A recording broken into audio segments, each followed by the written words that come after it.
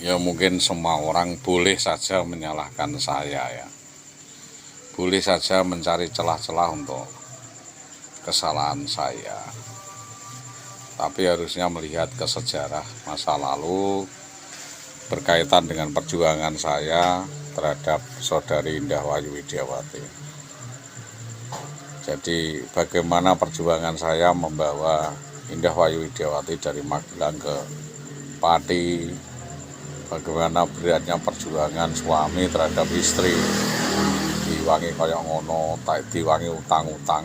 Bahkan pernah saya itu hanya pengen kunjung dan ketemu anak dan istri, saya utang duit waktu itu 250.000 ya.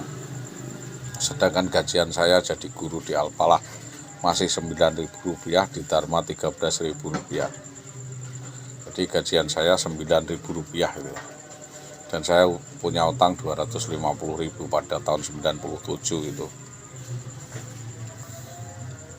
Jadi gajian saya ya maksimal 15.000 lah satu bulan itu, dan kita untuk beli susu anak saja 10.000. Jadinya itu sangat berat, tetapi bagaimanapun kami berjuang untuk anak yang pada akhirnya saya ditagih. Dan setelah saya ditagih itu, betapa sakitnya hati saya. Saya dikriminalisasi, saya dianggap menipu dan menganiaya dia, padahal saya tidak menganiaya. Bahkan saya pernah ditabrak di depan rumahnya Tumijan, dan saya jengkelang di Kalen, tetapi saudara Suhadi ini tidak mau mengakui saya. Malahan pada minggu berikutnya saya dilaporkan penganiayaan di Polres ya, di Polsek Winong. Saya diundang oleh Abda Priok S. Jadi saya sama sekali tidak tahu kejadian itu. Saya juga tidak pernah menganiaya atau mengancam saudara bajingan ini, saudara Suhadi ini ya. Jadi saya masih trauma dengan fitnah polisi-polisi ini, terutama Polsek Winong, mulai Dio, Weknyo, Patno. Jadi banyak sekali oknum polisi ini, Subur Cahyono, Yanto, yang waktu itu memfitnah saya ini itu, yang sekarang mungkin sudah pensiun. Saya sungguh sangat prihatin ya. Jadi semua sejarah benturan saya dengan oknum-oknum polisi sudah banyak sekali. Dengan Subur Cahyono kita laporkan di Propam, dengan Weknyo kita laporkan di Propam, benturan dengan siapa juga laporkan, saya laporan di Propam. Terima kasih ya Propam menanggapi semuanya lah. Dengan Tamjiz juga saya laporkan di Propam, semua masuk Propam. Jadi seluruh proses hukum kepada saya ini yang proses kena karma semua dan dipindah semuanya. Itu yang membuat saya bertahan sampai dengan sekarang. Jadi yang mengganggu keselamatan saya, keselamatan rumah tangga saya laporkan di Propam. Bahkan terakhir adalah Bambang Permati yang menculik anak saya dan istri saya juga laporkan di Propam, saya laporkan. Adapun prosesnya tentu terserah lah, karena rekonstruksi itu kewenangan daripada penyidik dan Polresta Pati, dalam hal ini Propam. Ya keluarnya SPDP seperti itu ya monggo, itu kewenangan. Tetapi kan kita membuktikan di lapangan bahwa apa yang terjadi itu tidak seperti yang kita harapkan. Jadi apa yang terjadi itu tidak seperti yang diterangkan orang. Jadi kita punya sudut pandang masing-masing. Siapa bilang bahwa setiap orang tidak punya opini? Sah-sah saja semua orang beropini tentang apa yang dialami, apa yang dilihat, dan apa yang didengarkan. Itu tentunya sesuatu yang mungkin sudah menjadi lazim. Semua kita sampaikan lazim. Kalau yang tidak lazim ya kita sampaikan tidak lazim. Jadi kalau memang benar fakta itu, maka kebenaran itu harus dipertahankan. Kalau memang salah ya memang harus disalahkan.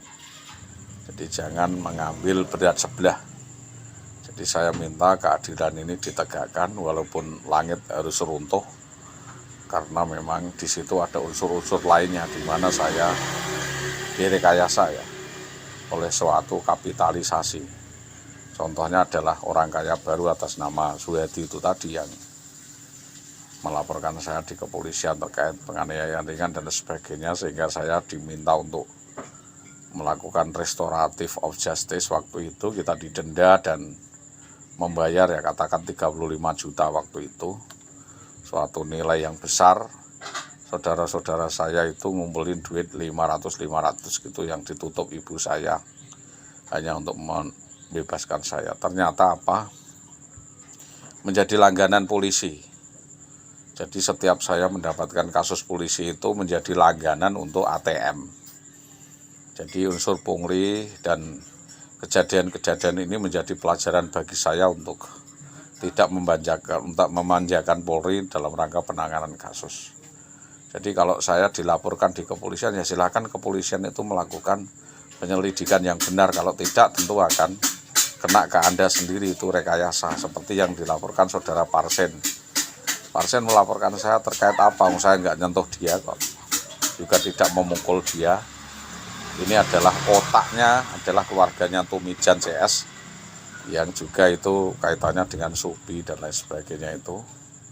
Yang diuteki Tio, karena Tio itu adalah menantunya Parsen, dan kita permasalahannya adalah perebutan sawah hak dari mbah saya yang didaku atau digarap oleh Parsen tanpa sepengetahuan saya. Jadi di Karanggayam ini ada sistem-sistem mafia yang memang harus diberi atas, di mana orang yang benar dan baik dimanfaatkan dan dikeroyok beramai-ramai, sedangkan orang yang salah temannya banyak. Itu saya minta tolong kepolisian menyelidiki terkait dengan mafia tanah yang ada di Desa Karanggayam, Desa Karangkonang itu.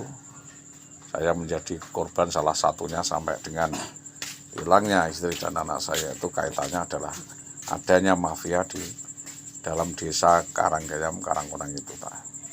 Jadi mohon kasus ini dikembangkan, dan pengembangannya itu harus masif.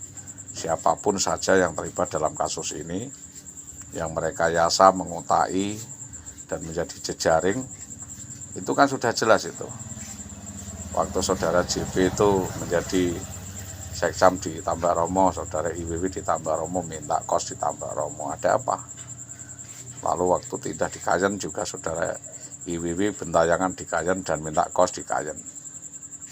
Waktu dipindah di Pati begitu, jadi kabid di Pati juga IWW minta kos atau perumahan di Pati. Kayak ada simultan atau ada tutut-tututan gitu, sehingga saya ditinggalkan begitu saja oleh arah-arahan ini. Saya tolong minta otak-otak ini diteliti, karena saudara JP itu tadi juga menggelapkan uang saya senilai 65 juta. Saya dijanjikan menjadi honorer atau menjadi guru, ternyata saya disingkirkan, uangnya diuntal.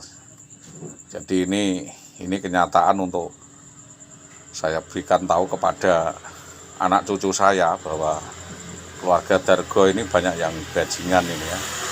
Keluarga Pak Dargo ini banyak yang memanfaatkan dan menipu daya saudara-saudara saya. Dan saya dari keluarga Pak D saya ini sudah diketahui masyarakat sifat-sifatnya. Saya adalah salah satu korbannya yang dijanjikan berkali-kali untuk menjadi PNS, untuk dijadikan ini, suruh pasok uang, titip uang, tapi ternyata sampai dengan akhirnya, titik akhirnya, last minute-nya tidak jadi apa-apa dan malah menjadi perkara. Satu lagi saya ingat itu, uang saya 65 masih dibawa dia. Saya pinjam sepeda motor Mega Pro, dia nyari pantor dan sebagainya. Saya pinjam sepeda motor saja, saya dilaporkan polisi terkait pengerusakan dan pencurian motor dan sebagainya. Ini saya sangat sayangkan keluarga model seperti ini. Tentunya menjadi catatan untuk anak saya dan istri-istri saya, yaitu Goris dan Hilda, untuk berhati-hati, karena tipu daya dari setan dan turun-turunan setan itu ternyata nurun ya dari bapaknya itu tadi. Sedangkan bapak kita orang jujur yang selalu menjadi batu sandungan bagi mereka barangkali, yaitu yang tentunya akan saya sampaikan terus agar supaya kasus ini terang benderang bahwa kita menjadi objek penipuan oleh mereka-mereka yang berkedok agama itu, sehingga saya bosan kumpul dengan mereka itu cuma menjadi sampah saja dan disesatkan. Jadi seolah-olah diberi petunjuk tetapi aslinya adalah disesatkan. Mereka mengkaburkan fakta dan menunjukkan jalan yang salah sehingga kita terperosok dan tidak ada upaya penyelesaian. Maka itu tetap saya bersikeras untuk minta kejelasan kepada kepolisian. Masalah pembuktian itu tidak penting karena ini adalah keterangan. Pembuktian ada di kepolisian karena ada pihak-pihak yang menghilangkan barang bukti. Silakan itu diterangkan karena ditagih angel. Tanya saja saudara Inayah, saudara Fauzi terkait dengan kejadian demi kejadian ini bahwa saya yang menjadi objek tipu daya itu. Mari kita bongkar bersama-sama kelician-kelician dari keluarga JB ini tadi.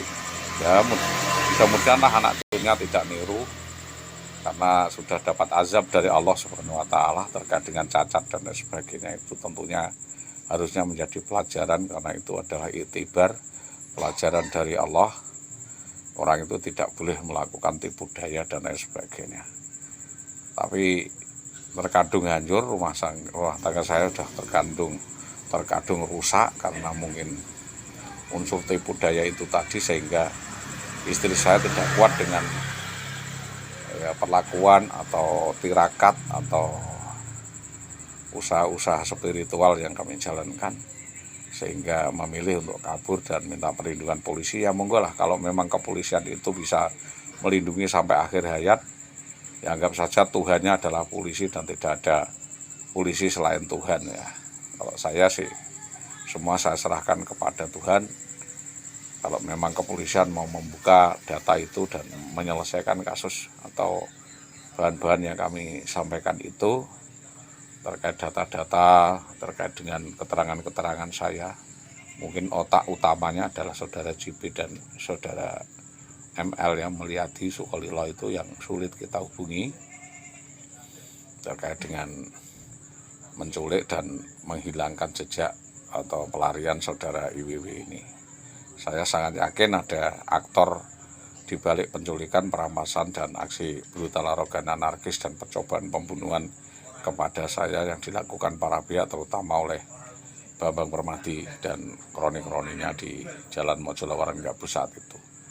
Sebagai upaya penghilangan data dan penghilangan kemanusiaan, mungkin menghilangkan jejak digital, saya tetap akan sampaikan ini sampai kepolisian betul-betul menyelidiki dan meneliti. Jangan kok menunggu korban ini meninggal dunia baru diteliti, nanti kayak racun Mirna Salikin dan sebagainya itu, dan kematian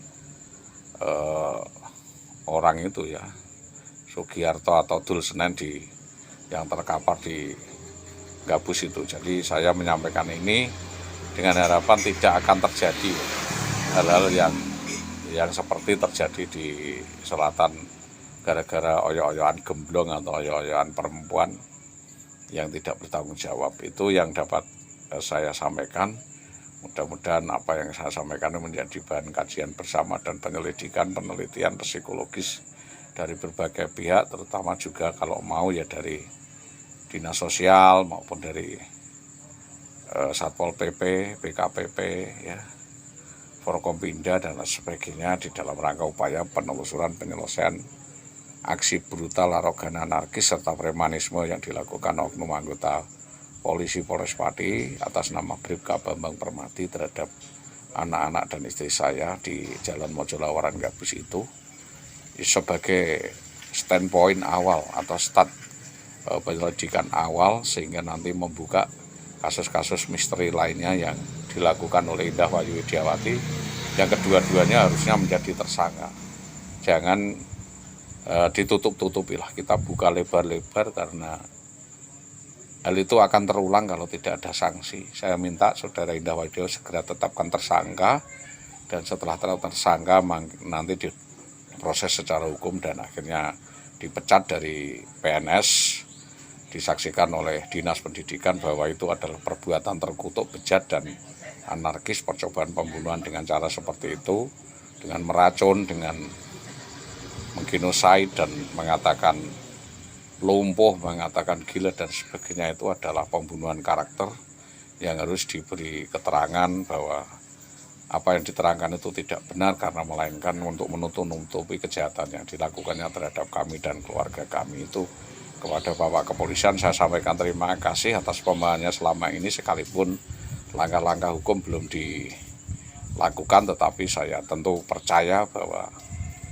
catatan-catatan kepolisian dan catatan digital tentang kebejatan moral Indah Wayu Widiawati dan oknum anggota polisi ini sudah menjadi rahasia umum, dan seluruh masyarakat Tambak Romo tahu, seluruh masyarakat Winong dan Kabupaten Pati tahu bahwa dua pasangan bajingan wedok dan bajingan lanang ini pantas untuk dilakukan sanksi yang berat, baik sanksi sosial kemasyarakatan, sanksi etika disiplin Polri maupun etika disiplin PNS, dan tentunya kedua-duanya harus masuk ke ranah hukum, kalau bisa masuk ke jeruji besi. Jangan sampai diberi kesempatan untuk mendapatkan posisi pegang uang, karena nanti tentunya akan menyengsarakan banyak orang. Duitnya diuntal dan nanti menjadi permasalahan bersama yang tanggung jawab siapa, tentu Dinas Pendidikan Pati. Itu yang kami sampaikan. Mudah-mudahan menjadi perhatian semua pihak, dan kejadian-kejadian ini mudah-mudahan tidak akan terjadi lagi, karena ini sangat memalukan.